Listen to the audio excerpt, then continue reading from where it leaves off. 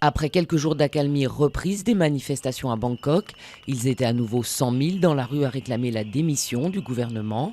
Pourtant, la première ministre venait d'annoncer la dissolution du Parlement et des élections anticipées, un geste d'apaisement sans effet sur la détermination des manifestants.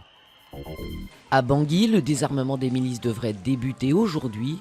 C'est le travail assigné aux militaires français déployés dans la capitale centrafricaine. Le ministre de la Défense l'a dit hier, la période d'impunité est terminée. Un travail qui ne sera pas facile, reconnaît Laurent Fabius, car les miliciens se fondent dans la population civile. Le monde s'apprête à rendre un dernier hommage à Nelson Mandela. Une cérémonie se tient demain dans le stade de Soweto qui a accueilli la finale de la Coupe du monde de foot en 2010. Une enceinte géante où devraient se retrouver des milliers de Sud-Africains, mais aussi des dizaines de chefs d'État et de gouvernement. Parmi eux, François Hollande qui sera accompagné de Nicolas Sarkozy. Les classes prépa à nouveau en grève. Les enseignants protestent contre une possible réforme de leur temps de travail qui entraînerait une baisse de leur rémunération. Ils sont appelés à manifester cet après-midi à Paris.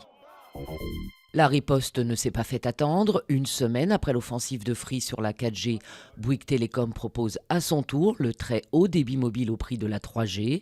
Une offre valable pour l'ensemble de ses forfaits. Le réseau 4G de Bouygues, le plus étendu à ce jour, couvre 63% de la population.